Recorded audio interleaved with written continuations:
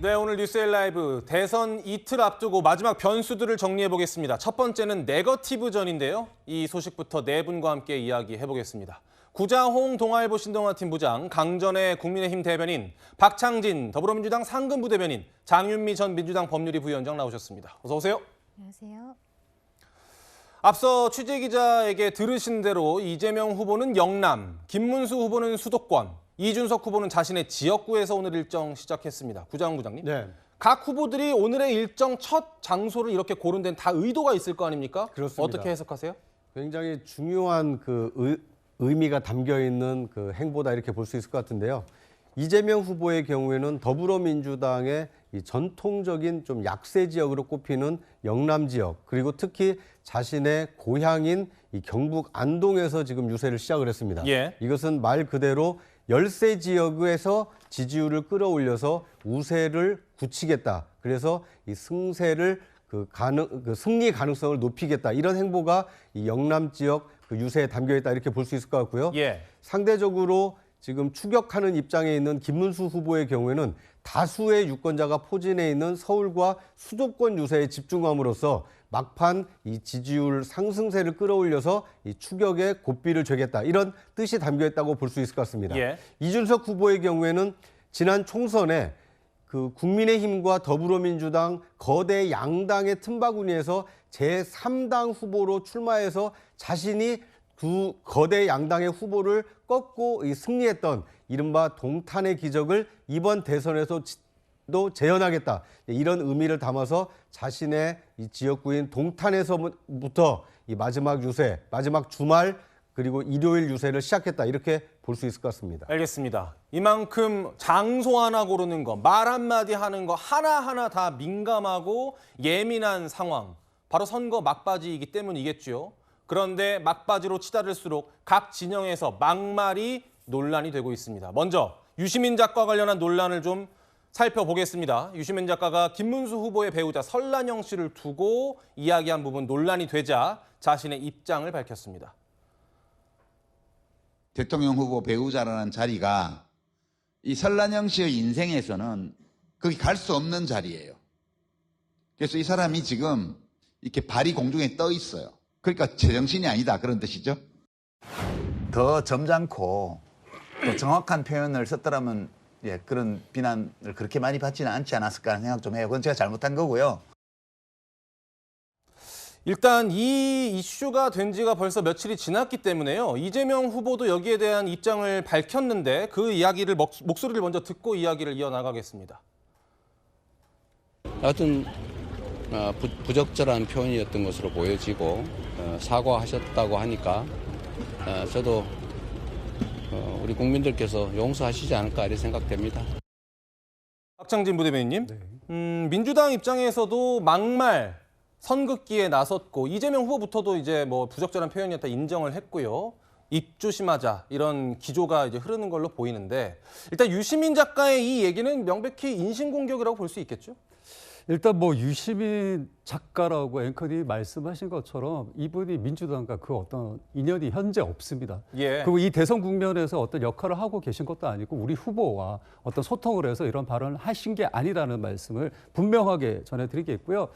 형식적으로 내용적으로 잘못된 발언이다라고 저는 개인적으로 생각합니다. 예. 일례로 제가 바로 그 노동자 출신의 정치 활동을 하고 있는 사람이고 앞으로 어떤 정치적 결과물을 갖겠다라고 선언을 한 사람입니다. 이런 사람들에게 계급적인 의식을 드러내는 이런 발언을 했다는 것 자체가 우리 국민들의 보편적 정서와 맞지 않다. 이 점에 있어서는 저희 민주당도 단호하게 잘못된 발언이고 이것은 불명한 사과와 분명한 내용에 대한 본인의 해명이 있어야 된다라고 주장하고 있는 바입니다. 예. 그런데요, 사과를 하면서도 내재적 접근을 한 것이다라고 이야기를 했는데 강전의 대변인, 내재적 접근은 뭘까요?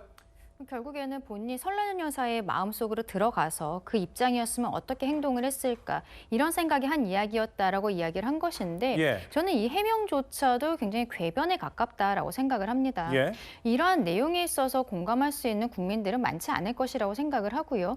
유시민 씨의 지금 발언이 일파만파 커지면서 저희 국민의힘뿐만이 아니라 권영국 후보 그리고 양대 노총도 여기에 대해서 명확한 사과가 필요하다는 입장을 피력을 하고 있어요. 그런데 민주당 같은 경우에는 민주진영 스피커들이 발언에 조금 더 신중해야 된다라는 이야기를 하고 있고 예. 이재명 후보 같은 경우에는 국민들께서 용서해 주실 것이다. 이런 형태로만 이야기를 하고 있거든요.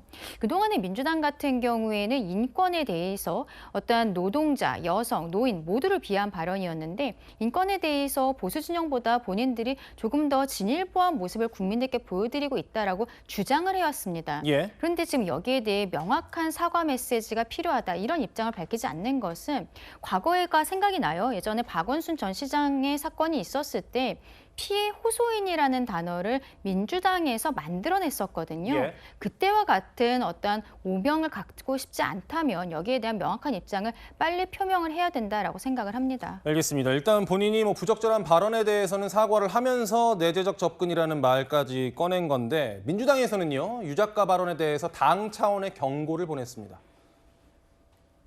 선대위는 물론 모든 민주진보 스피커들의 발언에 신중을 기해야 되겠다고 저희는 알려드리고 있습니다. 사실 민주당에서 유시민 작가의 발언에 대해서 선을 그은 게 이번이 처음이 아닙니다. 이번 대선 관련해서요. 장윤호 변호사님. 네. 유 작가가 이번에 이재명 후보가 55% 득표할 거다라고 이야기를 했을 때에도 민주당은 선을 긋는 모양새였거든요. 맞습니다. 지금 보면요. 유시민 작가가 입을 열 때마다 민주당에 별로 도움이 안 되는 것 같은데요. 뭐 입을 열 때마다라고까지는 저는 뭐 동의하기는 좀 어렵고요. 워낙에 많은 말들을 하고 인터뷰도 많이 하니까. 그런데 일단 뭐 민주당이 장기 집권 과거에 뭐 이해찬 전 총리의 이야기도 있었을 때 오만하다라는 인식을 유권자분들한테 드렸고 지금 조기 대선 대단히 엄중한 대한민국 상황 속에서 치러지는 부분이 있습니다. 그런 부분의 뜻을 겸허히 새긴다면 우리가 과반 득표를 할 거다. 역대 대선에서 과반 득표를 한 대통령은 딱 한 분이 계셨죠. 박근혜 전 대통령이 51.55%로 했지만 그런 부분 저희가 수치가 중요한 게 아니라라는 말씀을 좀 드리고 싶고 또 유시민 작가 사과는 했습니다만 국민 눈높이에 유권자분들께 불편을 드렸던 경솔한 발언인 건 맞는 것 같습니다. 다만 본인은 워낙에 어렸을 때부터 20대 때부터 김문수 후보를 알았고 투옥될 땐 또 설난영 여사와 같이 또 이런 운동을 하면서 맺어왔던 좀 인연이 뭐 비교적 근래에 전화를 했더니 대단히 본인한테는 설난영 여사가 되게 오만하게 느껴졌다라는 이야기를 하면서 또 이 사회자가 그 당시에 설난영 여사가 제가 노조하게 생긴 얼굴입니까? 노조는 못생긴 사람들이 하는 거고 저는 실물이 낫죠.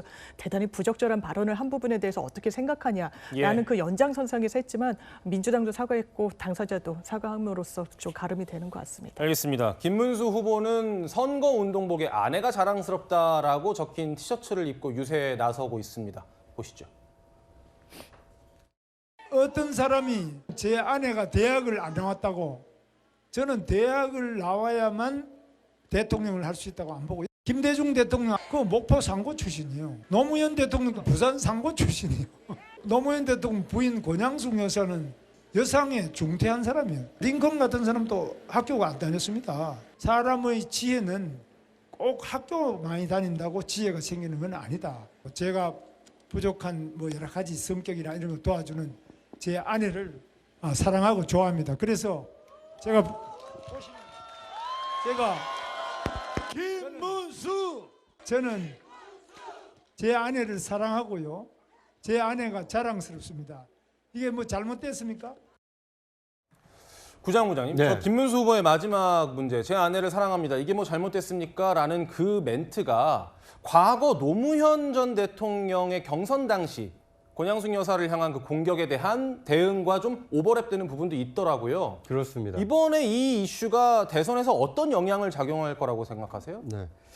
우리 옛 속담에 말 한마디로 천냥 빚을 갚는다라는 말도 있지 않습니까? 왜냐하면 진정성 있는 상대를 배려하고 상대를 입장을 충분히 고려해서 하는 적절한 말의 경우에는 마음을 살 수 있고 또 그 얘기를 들은 다수의 사람들로부터 지지를 받을 수 있기 때문에 나온 말입니다. 반대의 경우도 있습니다. 말 한마디로 잘못하면 굉장히 많은 득표에 악영향을 끼칠 수 있는 겁니다. 예. 지금 물론 민주당에서는 그 유시민 작가에 대해서 민주당 소속도 아니고 이재명 후보를 위해서 선거운동을 하는 사람도 물론 아닙니다.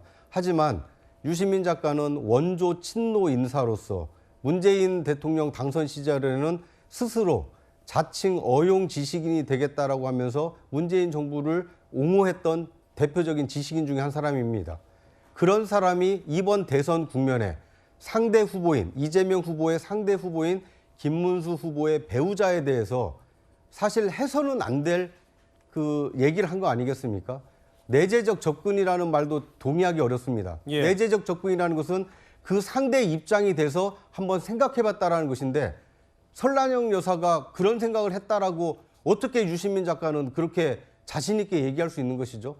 내 생각도 제대로 밝히기가 어려운데 하물며 상대의 생각을 해보니 아 이렇게 내가 지금 제정신이 아니구나. 내가 발이 동동 떠 있구나. 어떻게 그런 말씀을 하실 수 있는지 모르겠습니다. 알겠습니다. 사과는 즉각적이고 진정성 있는 사과가 필요한데 이 유시민 작가의 말 한마디가 이번 대선 국면에 어떤 영향을 끼칠지 표심에 어떤 영향을 끼칠지 이 결과를 지켜볼 필요가 있어 보입니다.